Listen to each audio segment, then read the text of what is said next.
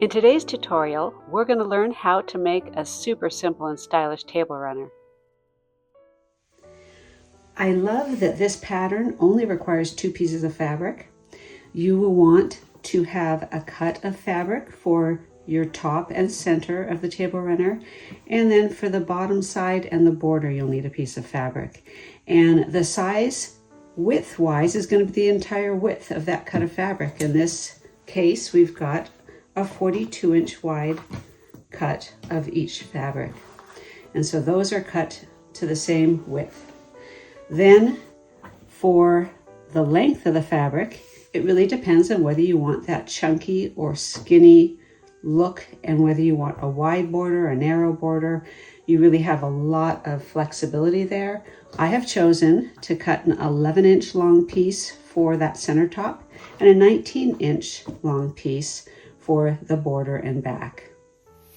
One of the things that makes this a perfect beginner project is that there are not many materials or tools required.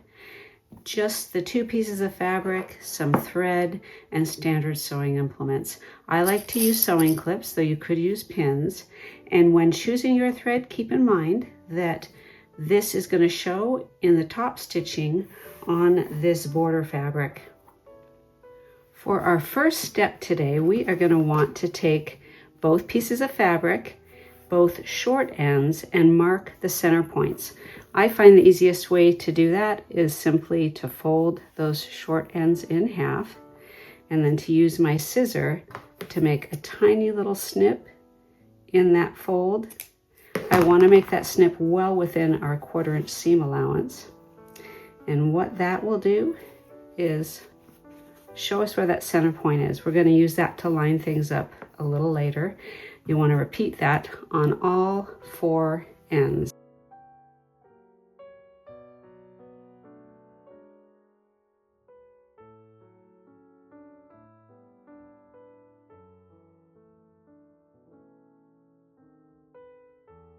Step 2 is going to be taking your 2 pieces of fabric and laying them right sides together.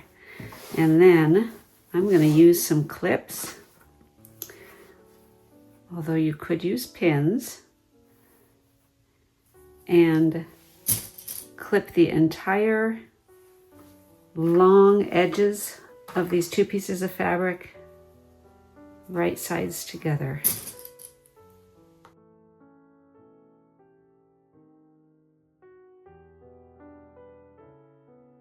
Once the first long sides are clipped together, we are going to do the same thing here. Just pull this over and clip this other seam in place along the other long edges.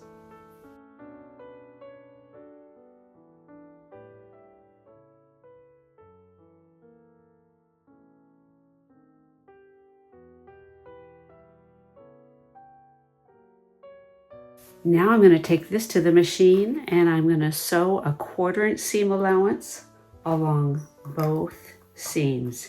That's going to sew a tube. When that tube is sewn up, I am going to turn it right side out.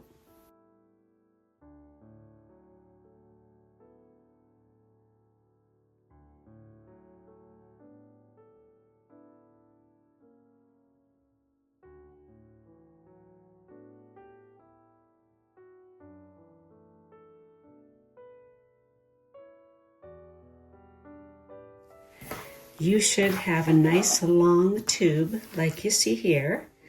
And at this point, do not worry if things aren't perfectly square. You can square that off right now and do a slight bit of trimming.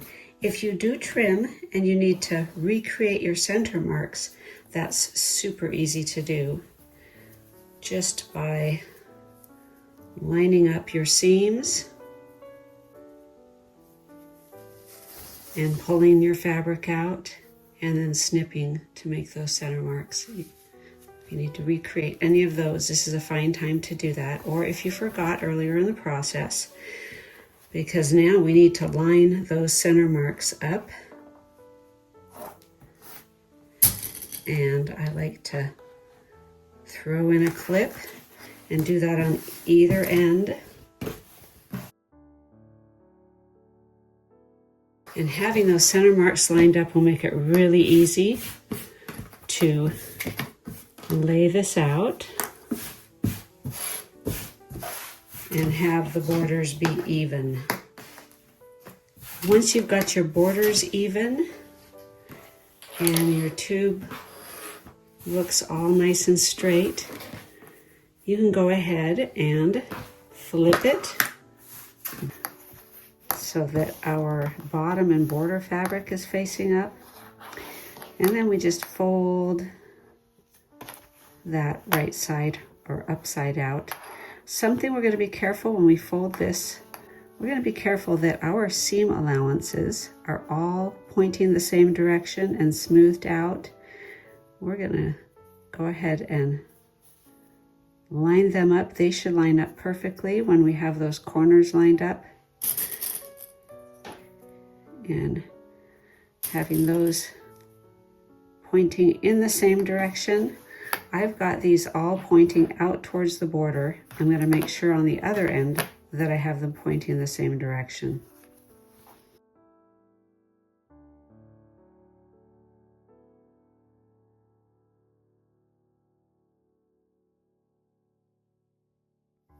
Now this is ready to take to the machine. I'm going to take a 1/4 inch seam allowance on both of these folded short ends.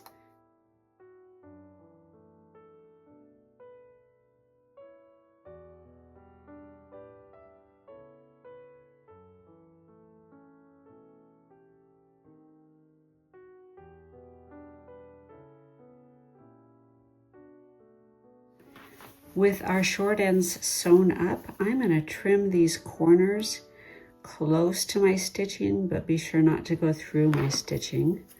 This is just going to give us a really nice result when we turn this.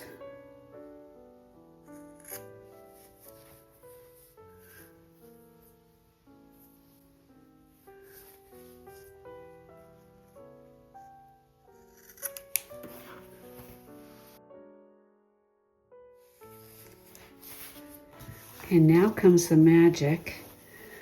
I am going to sort of lay this out and press that seam open with my fingers. And then I'm going to turn it.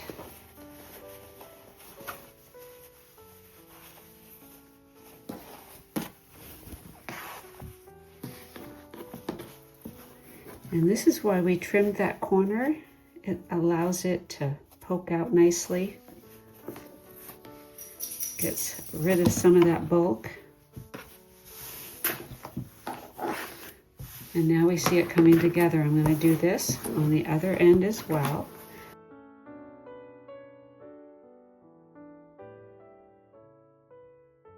We are ready for our final steps.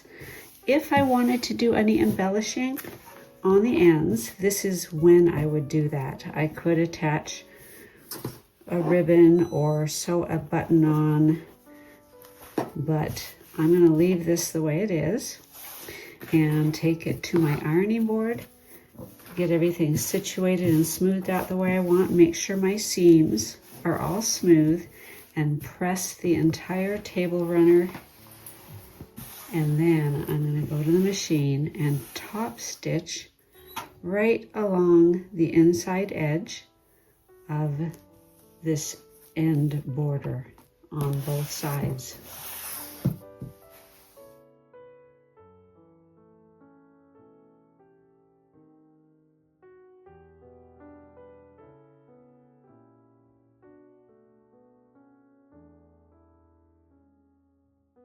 And that's it. Our table runner is ready to use. If you have any questions or suggestions, drop them in the comments below. And if you appreciate this content, feel free to like and subscribe. Until next time, happy sewing.